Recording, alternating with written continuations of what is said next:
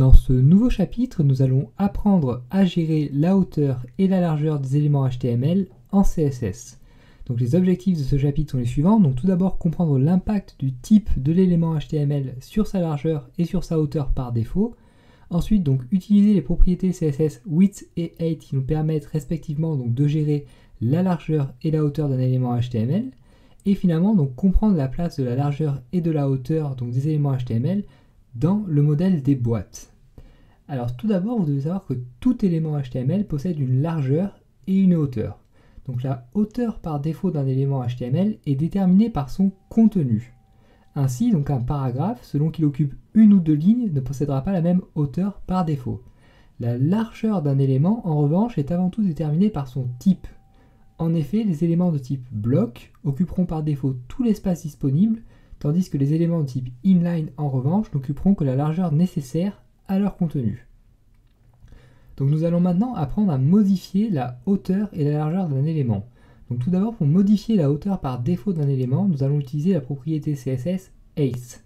Donc cette propriété peut prendre des valeurs soit absolues, soit relatives, qui seront utiles dans le cas d'un site responsive par exemple, soit la valeur auto, et dans ce cas-là, la hauteur sera calculée automatiquement par le navigateur.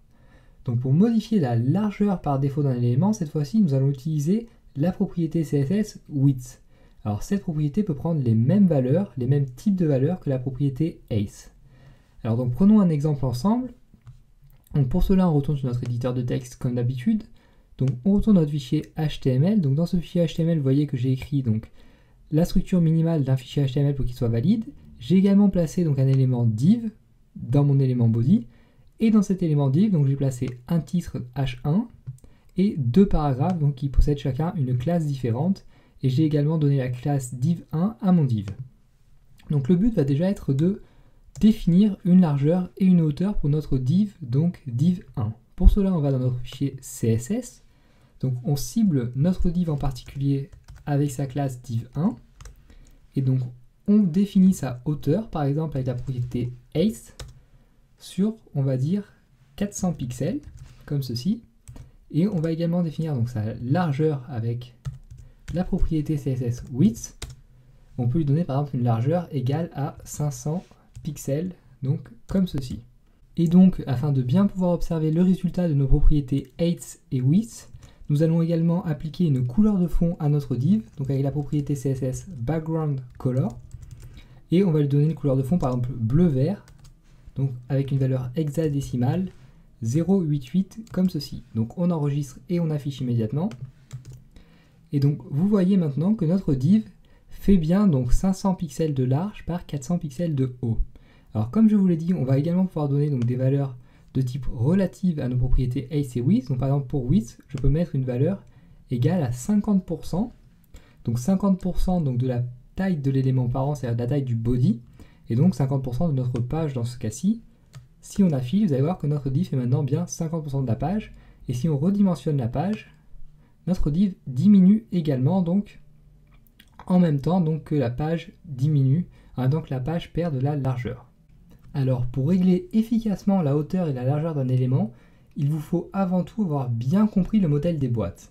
En effet, vous devez bien vous rappeler que vous ne définissez que la largeur et la hauteur du contenu de l'élément en soi. Les tailles des marges intérieures, extérieures et des bordures viendront s'ajouter à cette hauteur et à cette largeur afin de former donc la taille totale de l'élément. Alors si vous ne faites pas attention, vous risquez de créer des éléments plus grands au final que leur élément parent, donc ce qui est généralement considéré comme une mauvaise pratique en HTML et en CSS. Donc par exemple, imaginons donc que je veuille donner une largeur et une hauteur à mon paragraphe donc, qui est situé à l'intérieur de mon div, par exemple mon premier paragraphe.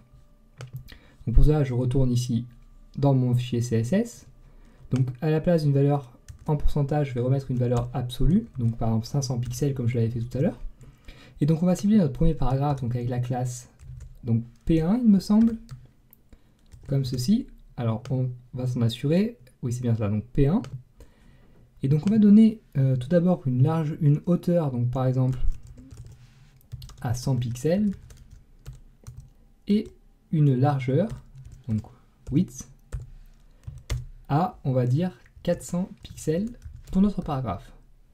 On lui donne également donc une couleur de fond toujours pareil afin de bien pouvoir situer où s'arrête donc l'élément, le contenu de l'élément avec background color.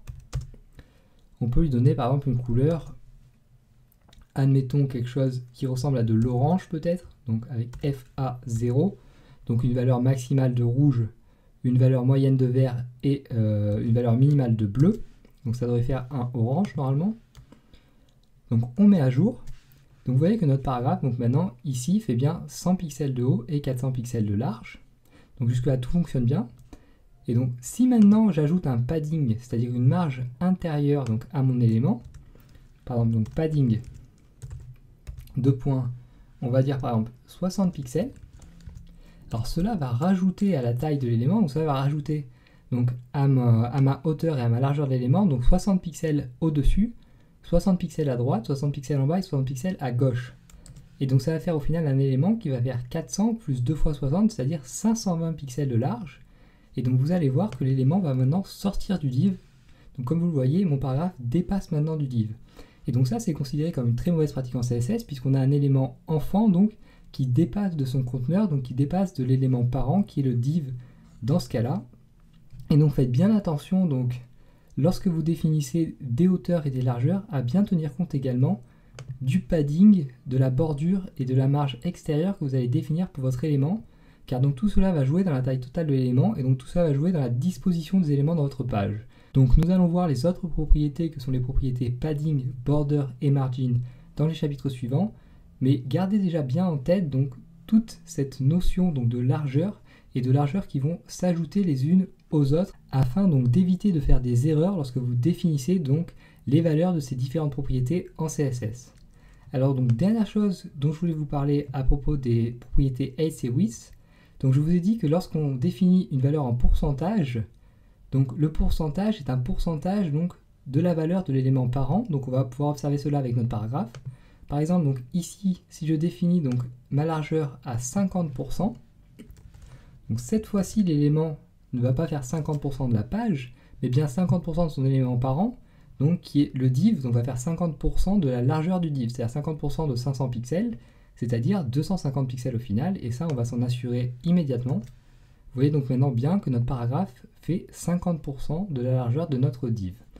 Donc faites bien attention à cela donc avec les valeurs relatives, puisque évidemment donc ces valeurs vont s'adapter relativement à d'autres tailles, et notamment relativement aux tailles des éléments parents. Donc voilà tout pour ces propriétés width et height, donc qui nous servent à gérer respectivement la largeur et la hauteur des éléments HTML. Dans la prochaine leçon, nous verrons comment définir des bordures pour nos éléments en CSS.